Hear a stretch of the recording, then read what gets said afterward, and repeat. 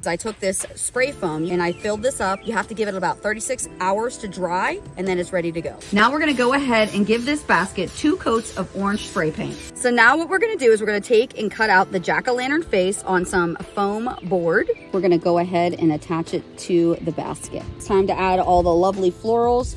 Also have these lovely velvet pumpkins. Fold your ribbon in half. Start on that folded edge. Just cut it an angle. You're gonna pinch it in, give it a twist, and then just cut it off, okay? We're gonna come back in with our next ribbon, doing the same thing, making the loops about the same exact size. And then the last one is gonna be this orange, and we're just gonna place that in over the top. Touch your tail. And I'm gonna stick that down in to the design.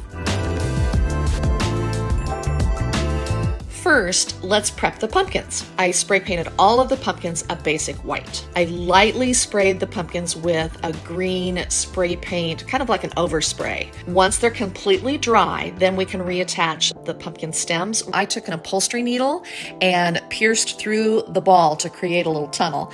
And then I push floral wire through to the other side with the folded edge. Then on the other side, you've got 2 little tails. Just take each one of those tails, fold it around the edge of the pumpkin ball, and just stick it into the side of the ball. Now is the really fun part. We get to glue the pumpkins onto the styrofoam ball. Once the pumpkins and succulents are glued to the ball, you will notice there are still nooks and crannies, so fill those with moss. Finally, tie a ribbon to the wire loop that you made earlier on.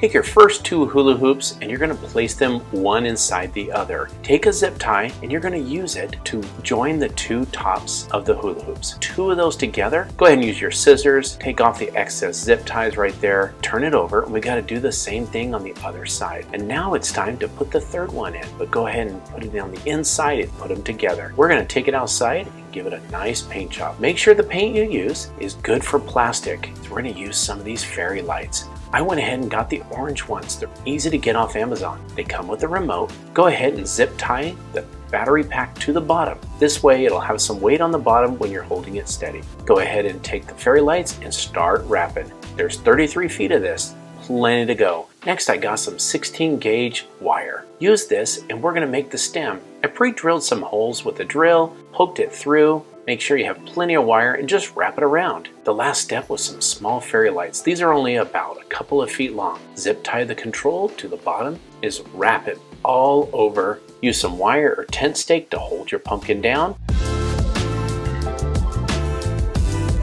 Grab some small white pumpkins and 2 hanging baskets from your local dollar store. Flip one of the baskets upside down and connect the 2 baskets together by zip tying the middle. Take a eucalyptus garland and twist the wire end around one of the spokes of the wire globe. Start to wrap the garland. Take your time and move the leaves through the spaces as you wrap the garland. Twist, move, and arrange the leaves so they face outward. Take some battery-operated fairy lights and nestle the battery pack into the bottom of the globe. Begin to wrap the fairy lights over and around the bottom half of the basket globe. Wrap over the top. Next, fill in the center of the garland-wrapped globe with a generous amount of Spanish moss. Remember those white dollar store pumpkins? Give them a very light dusting of spray paint. Tuck them into the basket globe and nestle them into the Spanish moss. Hang your new pumpkin globe on a porch or from a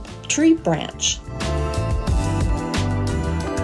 The first thing I'm going to do is assemble the lanterns. They're really easy to put together. And then I'm going to grab a few different colors of orange paint and just paint the lanterns. While those pumpkins are drying, let's make some leaves. To add a stem, I am just gluing on a green pipe cleaner. For the stem, grab some newspaper, then roll this up and secure it with some washi tape. Then I'm just adding some brown paint and I'm gonna let this dry. Now that everything is dry, let's put this pumpkin together. Now we're gonna add a light to this. These lanterns come with lights. They have an on and off feature. I'm gonna use a whole bunch of hot glue on the bottom and secure the stem around the hook on the top of the pumpkin.